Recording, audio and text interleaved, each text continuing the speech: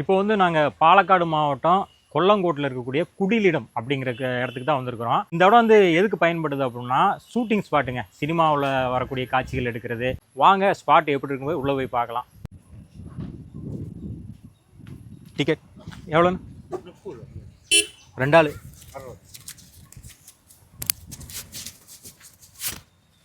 சாதா கேமரா இல்லை இல்லை.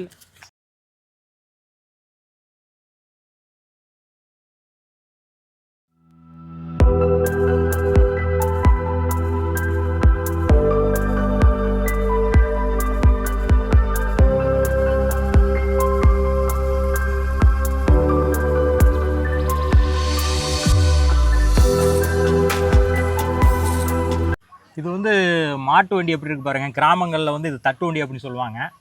பாருங்கள் எப்படி அப்படியே நேச்சுரலாகவே இருக்குதுங்க. இது வந்து கிராமத்தில் இருக்கக்கூடிய வண்டியில் நம்ம உட்கார்ந்தா எப்படி இருக்குமோ அதே ஃபீல் நமக்கு இருங்க. இந்த இடத்துல வந்தப்பா இதில் வந்து உட்காந்து பாருங்கள், சூப்பராக இருக்குதுங்க இந்த இடம்.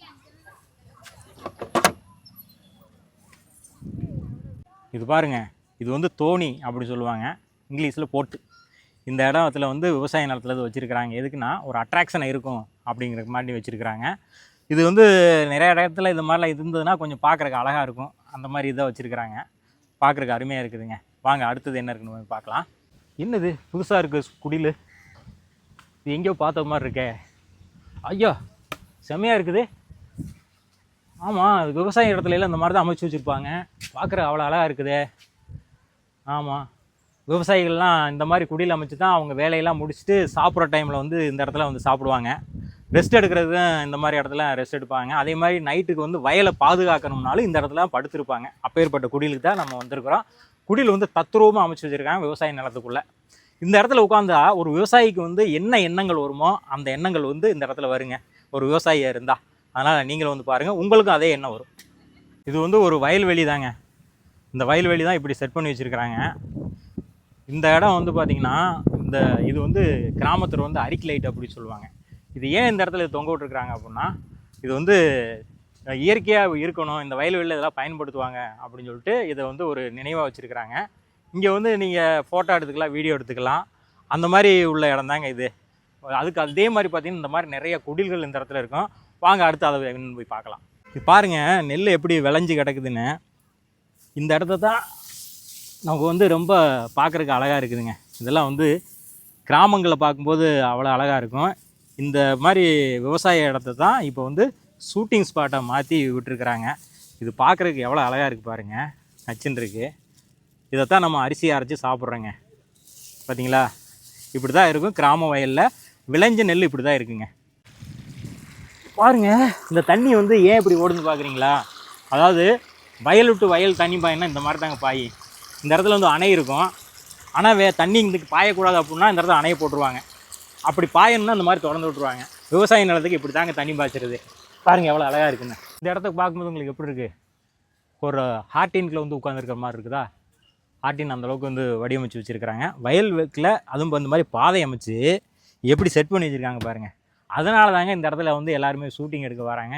இது இன்னும் புதுசாக ஒரு ஐட்டம் இருக்குது. இங்கே எங்கேயோ பார்த்த மாதிரி இருக்குது.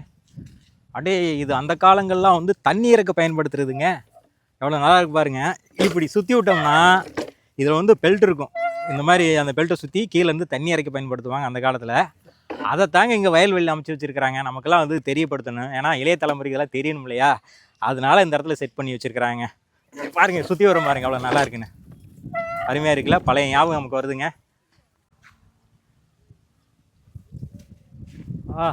ஹார்டின் எவ்வளோ இதாக அமைச்சு வச்சுருக்காங்க பாருங்கள். படங்கள்லாம் இந்த மாதிரி குடியில் அமைச்சு தான் உட்காந்துட்டு பாட்டு சீனு, இந்த மாதிரி படுக்கிற சீன்லாம் அமைச்சு வச்சுருப்பாங்க. எவ்வளோ தத்ரூபமாக அமைச்சு வச்சுருக்காங்க பாருங்கள். நீட்டாக இருக்குதுங்க. இந்த இடத்துக்கு வந்தீங்கன்னா இந்த மாதிரி பறியக்கூடிய பக்குவத்தில் உள்ள நெல் வயலை பார்க்கலாம்.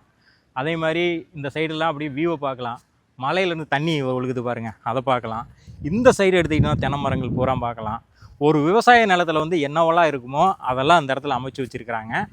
அதே மாதிரி அந்த சைடில் வந்து நிறைய இடங்களில் வந்து பனை மரங்கள் இந்த மாதிரி எல்லாமே இருக்குது. இயற்கையினுடைய ஒரு அழகு எப்படி இருக்குமோ அதே மாதிரி தாங்க இந்த இடம் இருக்குது. வந்து எல்லா இடமும் சுற்றி பார்த்துட்டோம், முடிஞ்சது. இப்போ நாங்கள் கிளம்ப போகிறோங்க. ஆனால் இந்த இடம் வந்து யாருக்கு உதவும் அப்படிங்கிற ஒரு விஷயத்தை நான் சொல்லிடுறேன். அதாவது பார்த்திங்கன்னா, முக்கியமாக சொல்லப்போனால் வீடியோ எடுக்கிறவங்க, ஃபோட்டோ எடுக்கிறவங்க இந்த இடத்த வந்து அதிகமாக பயன்படுத்தலாம். இங்கே வந்து நீங்கள் வீடியோ கேமரா வந்து பயன்படுத்தணும் அப்படின்னா 1 மணி நேரத்துக்கு 350 ரூபா சார்ஜ் பண்ணுறாங்க. இதில் வந்து நிறையா விதமான விவசாய காட்சிகள், குடில்கள் இந்த மாதிரி அமைச்சு வச்சுருக்காங்க. அதை நீங்கள் வீடியோவில் பார்த்துருப்பீங்க. இந்த மாதிரி இடங்களை வந்து நீங்கள் வந்து ஷூட் பண்ணிக்கலாம். அதே மாதிரி பார்த்தீங்கன்னா இந்த இடம் வந்து நீங்கள் நினச்சது மாதிரி வேறு லெவலில் விவசாய ஃபீல்டில் இருக்கும். நீங்கள் வேறு எதையும் நினச்சி வந்துடாதீங்க. விவசாய இடம் எப்படி இருக்குமோ அந்த மாதிரி தாங்க இருக்கும். வாங்க வந்து பாருங்கள், அவ்வளோ சூப்பராக இருக்குங்க இந்த இடம்.